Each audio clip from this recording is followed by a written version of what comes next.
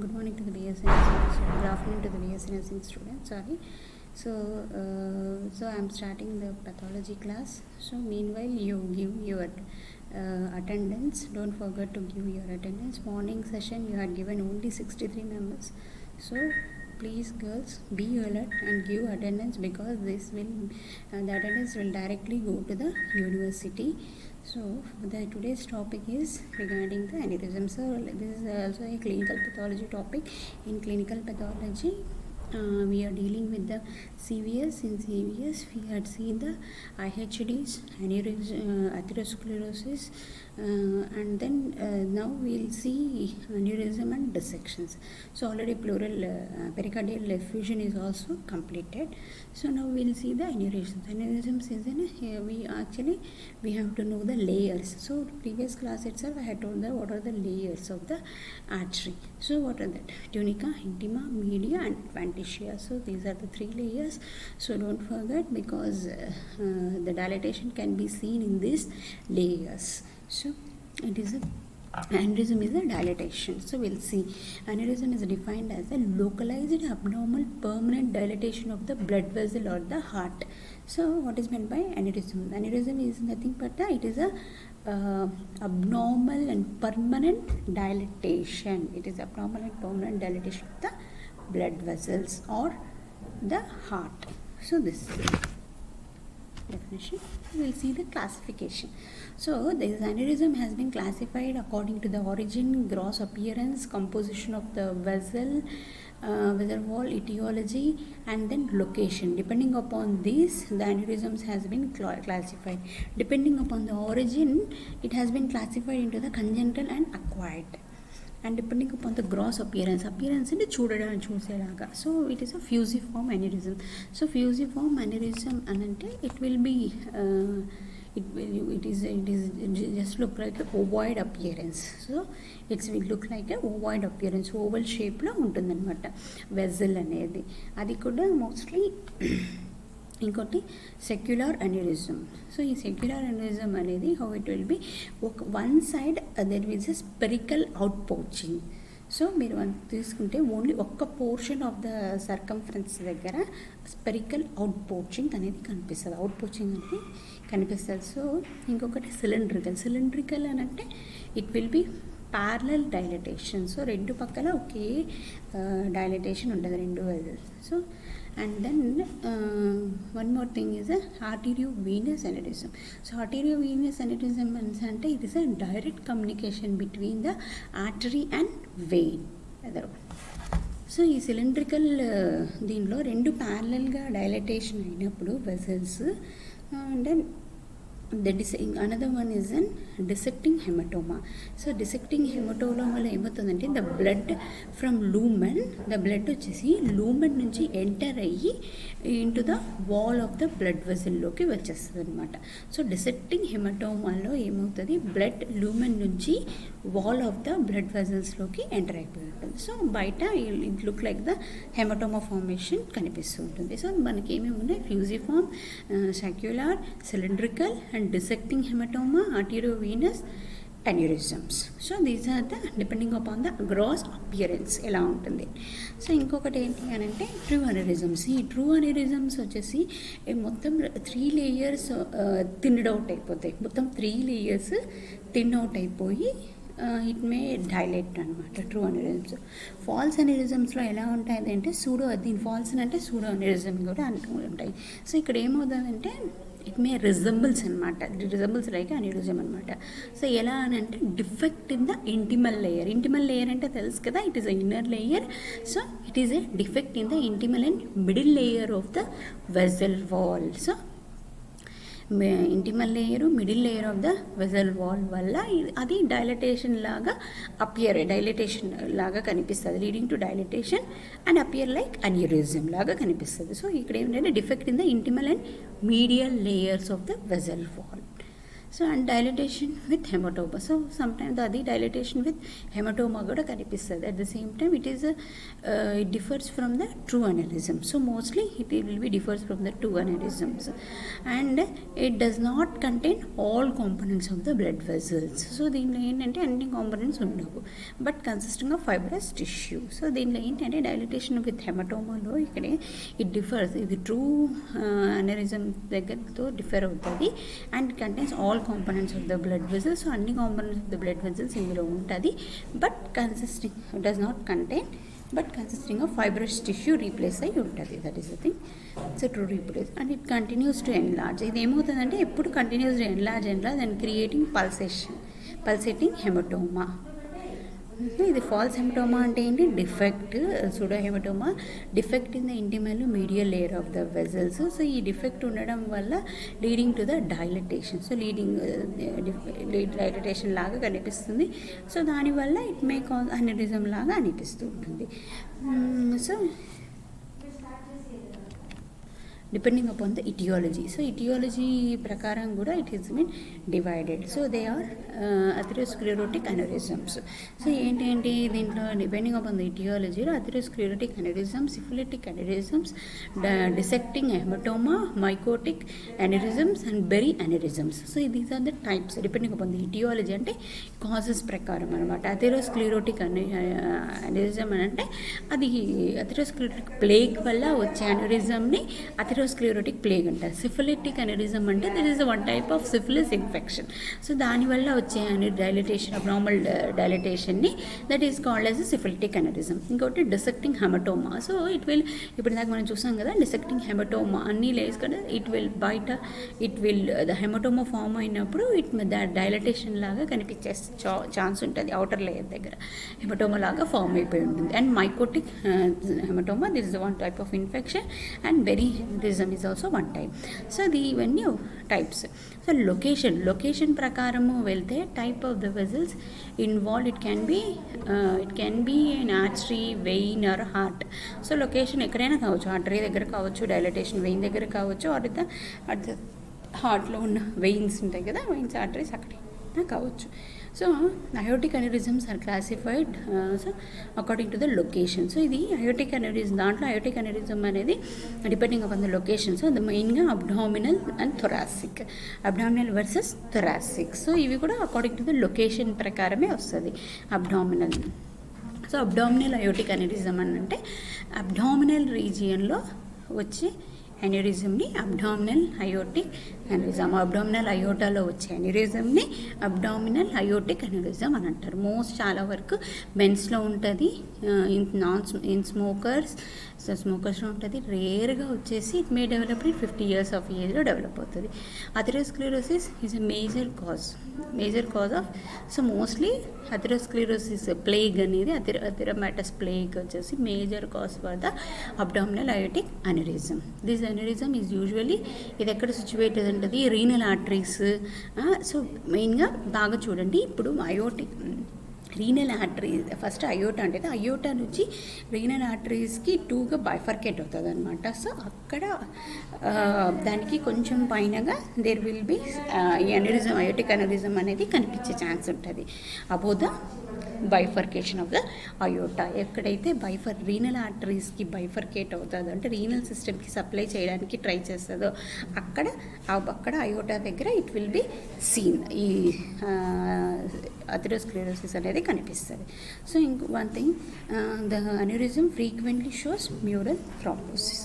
It may present as a palpable and pulsating abdominal mass. So it may present as ఎలా కనిపిస్తుంది? It may present as palpable and pulsating abdominal mass లాగా కనిపిస్తుంది. ఎందుకంటే అది palpate అవుతూ ఉంటుంది, pulsate అవుతూ ఉంటుంది.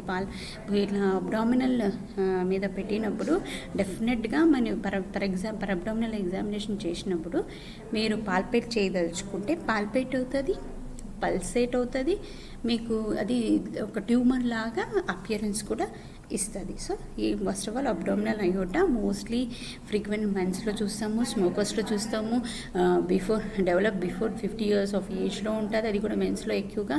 తర్వాత అథెరోస్క్లెరోసిస్ ప్లేగ్ ఇది ఎక్కడ ఉంటుందంటే main origin above the bifurcation of the iota. So above the bifurcation of the iota, ఎక్కడ రీనల్ ఆర్టరీస్కి బైఫర్కేట్ అవ్వక ముందు అక్కడ కనిపిస్తుంది. మోస్ట్లీ ఈ టైప్స్ చూసాం కదా మనము అయోటిక్ అని. So mostly saccular or fusiform. So మనం సాక్యులర్ చూసినప్పుడు అవుట్ పోచింగ్ అని చదువుకున్నాము. సో ఇవి ఎట్లుంటే అవుట్ పోచింగ్, ఫ్యూజిఫామ్ అంటే ఓవాయిడ్ షేప్లో ఉంటుంది. So ovoid shape out pouching. So ఈ రెండు అనమాట. సో మోస్ట్లీ అయోటిక్ అన్యూరిజం కానీ అబ్డామినల్ అయోటిక్ అన్యూరిజమ్స్ ఈ క్లాసిఫికేషన్ ప్రకారం ఉంటాయి, సాక్యులర్ కానీ ఫ్యూజిఫామ్ ప్రకారం కానీ. సో మోస్ట్లీ ఇది upper abdominal, it will be palpated and pulsated. Thoracic aortic aneurysm. So thoracic aortic అన్యూరిజంలో ఏంటి అని అంటే are commonly associated with HTN or syphilis. So mostly ఇదేంటంటే హైపర్టెన్షన్ కానీ సిఫిలిస్ ఇన్ఫెక్షన్ ద్వారా కానీ ఇట్ క్యాన్ బి సీన్ అనమాట. సో దాంట్లో సిఫిలిటిక్ అన్యూరిజం. సో సిఫిలిటిక్ అన్యూరిజంలో it mainly affect the ascending aorta. So ఇది వచ్చేసి అసెండింగ్ అయోటాని ఎఫెక్ట్ చేస్తుంది, ఇది syphilitic aneurysm. And the rough and intimal surface. So rough and intimal, inner intimal అంటే inner కదా, సో రఫ్ ఎండ్ ఉంటుంది అనమాట. In rough and intimal surface produces tree bark appearance. Tree bark అని అంటే చెట్టు బెరడు అంటారనమాట, ట్రీ బార్క్. సో అది రఫ్ అండ్ అట్లా రఫ్గా కనిపిస్తూ ఉంటుంది. So and weakened wall of the ascending aorta and arch of aorta result in fusiform aneurysm. So ఆ వీకెండ్ వాల్ ఉండడం వల్ల అసెండింగ్ అయోటా దగ్గర కానీ ఆర్చ్ ఆఫ్ అయోటా దగ్గర కానీ ఉండడం వల్ల ఫ్యూజిఫామ్ అపియరెన్స్ వస్తుంది అనమాట. ఫ్యూజిఫామ్ అంటే తెలుసు కదా అందరికీ, ఓవాయిడ్ అపియరెన్స్ ఉంటుంది. So first of all thoracic aortic aneurysms వచ్చేసి మోస్ట్లీ ఇవి దేంతో అసోసియేటెడ్ ఉంటే హైపర్ టెన్షన్, సిఫిలిస్ ఇన్ఫెక్షన్స్తో అసోసియేట్ అయ్యి ఉంటాయి. సో సిఫిలిటిక్ అన్యూరిజం అని అంటే mostly ascending iota arch of aortic arch దగ్గర కనిపిస్తుంది. దాంట్లో ఎలా కనిపిస్తుంది అని అంటే రఫ్ అండ్ ఇంటిమల్ సర్ఫేస్. అది ఎలా అపియర్ అవుతుంది అని అంటే ట్రీ బార్క్, చెట్టు బెరడు. అండ్ వీకెండ్ వాల్ ఉండడం వల్ల అది appearance it will be look like a fusiform aneurysm లాగా మనకి మార్ఫలాజికల్గా కనిపిస్తుంది. And aortic dissection. So aortic dissection develops when the blood from the aortic lumen enters into the aortic wall and travels along layers of the media to form blood filled channels within the aortic wall.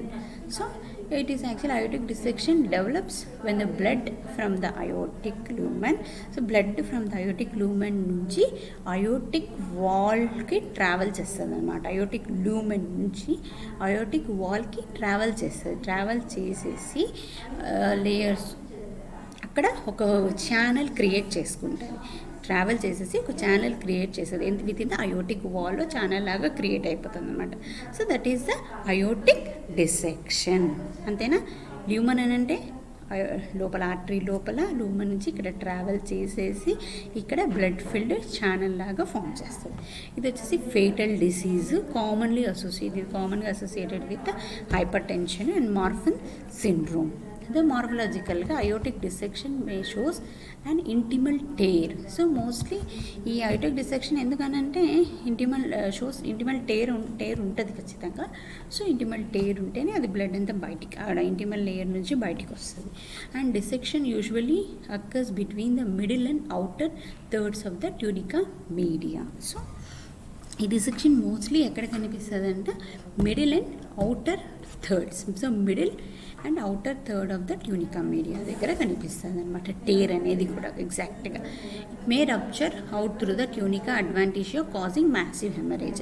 ఫర్దర్గా ఈ dissection ఏమవుతుంది, so ఈ first ఇది అనేది lumen నుంచి ఇంటిమాకి వెళ్ళిపోతుంది, ఇంటిమా నుంచి మీడియాకి వెళ్ళిపోతుంది, ఇంకా అక్కడ హెమటోమా లాగా ఫామ్ అవుతుంది, ఇంకా ఎక్కువైపోయి ఇంకా థిన్ అయిపోయి అడ్వాంటిషియా కూడా రప్చర్ అయిపోయి అడ్వాంటిషియా కూడా దాటుకొని వెళ్ళి అప్పుడు హెమరేజ్ లాగా ఫామ్ అవుతుంది. హెమరేజ్ లాగా ఫామ్ అయిందంటే పేషెంట్ ఒకవేళ థొరాసిక్ కానీ abdominal cavities thoracic or abdominal క్యావిటీస్లో ఉండిపోతుంది. ఆర్ ఒకవేళ థొరాసిక్ అండ్ అబ్డామినల్ క్యావిటీస్లో ఉండిపోతే sometimes the patient may go into the cardiac tamponade.